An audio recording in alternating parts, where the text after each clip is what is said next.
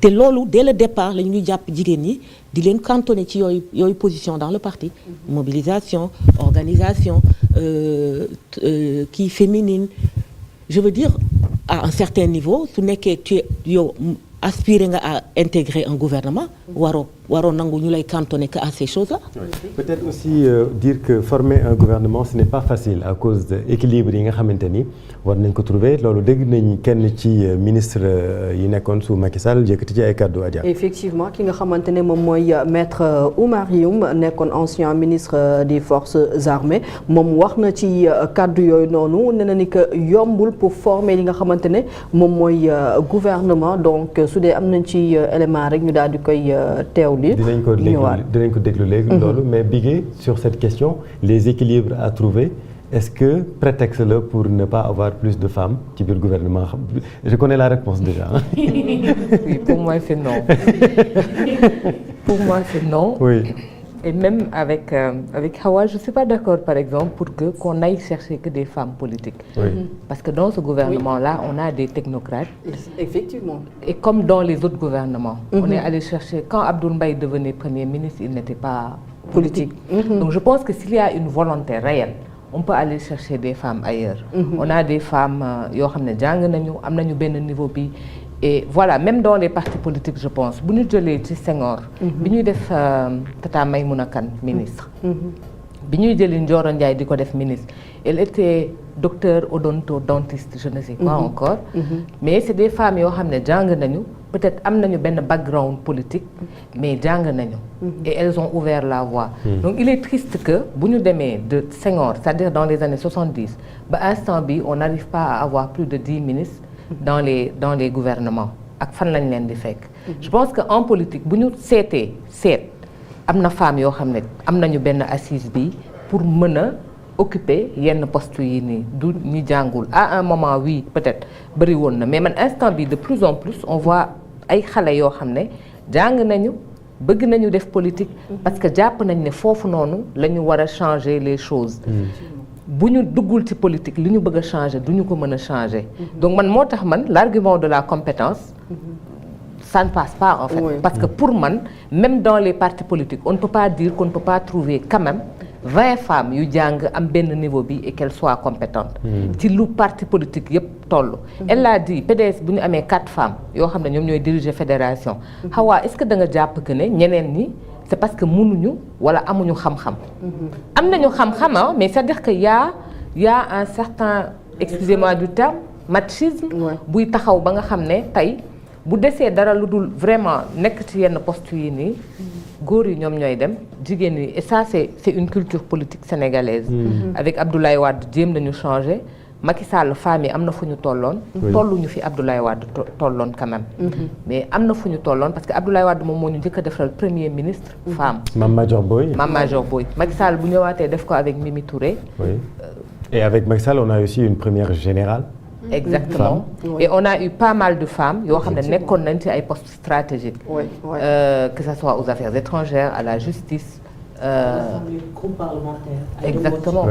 Mais quand il s'est agi quand même de nommer de faire élire une présidente de l'Assemblée nationale, ça a posé problème. Et on connaît la suite, hein. C'est ça, malheureusement.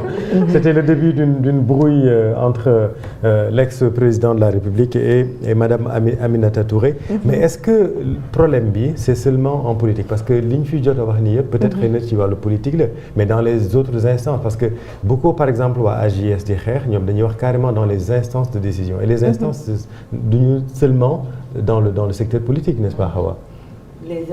Les instances de décision maanaam fi ñu moo xam dans les entreprises. Partout. Les femmes. Oui. Est-ce que forcément les femmes doivent entrer en politique pour peut-être non, exister? Pas forcément. Non. C'est que en fait dans toute la société, jigéen ñi elles sont reléguées au second plan. C'est partout. En tout cas, pas ici à Yvonne Prod. Ouais, je vois. Ouais.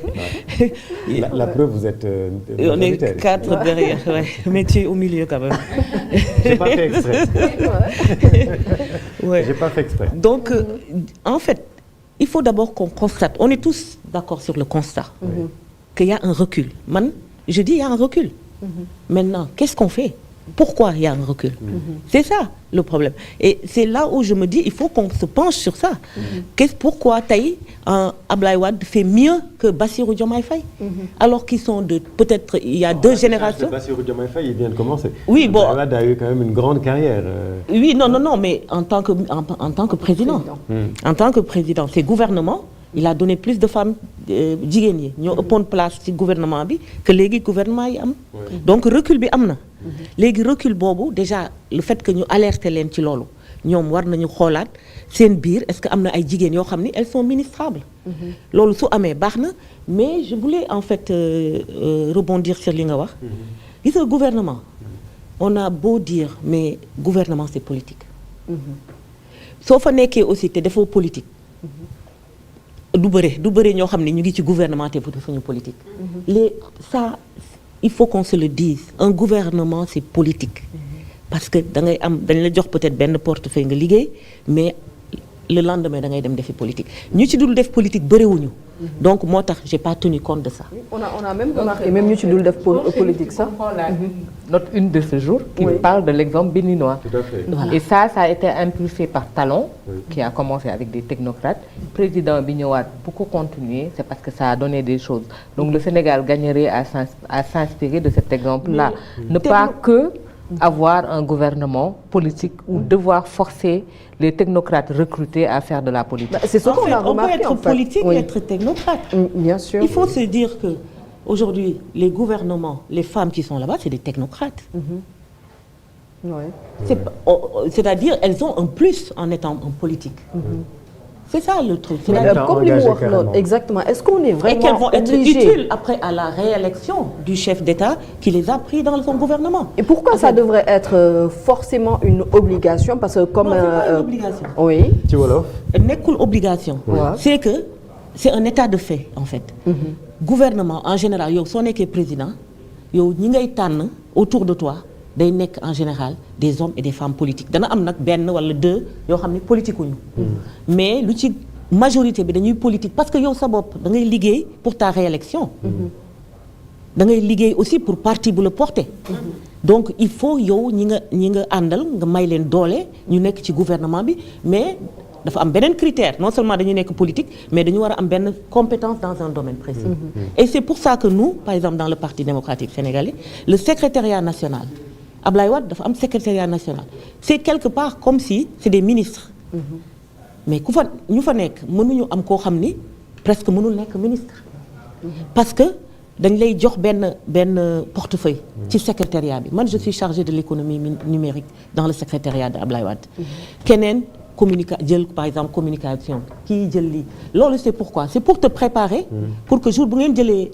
pouvoir déjà moom day am déjà il a déjà son gouvernement. Sur le cadre réglementaire, rappelez quand même que la loi sur la parité concerne seulement les mandats électifs. Voilà donc peut-être loolu tamit xëy na mënoo leen ci jàmm bigee non. Non, c'est juste les mandats électifs donc loolu mënuloo ko appliquer par exemple si gouvernement. La loi. Est-ce que dañu war a revenir sur cette loi? Après je pense pas je pense que pour man li gën li moo nekk que ça soit une volonté politique pas que ñu forcer leen pour ñu def ko parce que après ce qu'on remarque mooy même à l'Assemblée nationale c'est des fois pour faire les listes c'est très compliqué pour eux donc pour man dañ leen war a bàyyi au moins marge boobu c'est-à-dire assemblée bu ñu ko dindi la loi sur la parité mais dañ leen bàyyi marge boobu ñu xam au moins gouvernement bi nii lan la bëgg ak en fait ce qui nous gouverne parce que ça traduit un peu ñoom la gouvernance bi ñu bëgg wane place femme fan la war a nekk dans leur politique en mon sens comment on choisit les membres du gouvernement ça traduit quelque part quelle place on donne aux femmes dans nos sociétés et comme Chérif l'a dit tout à l'heure gëw ma ne ci politique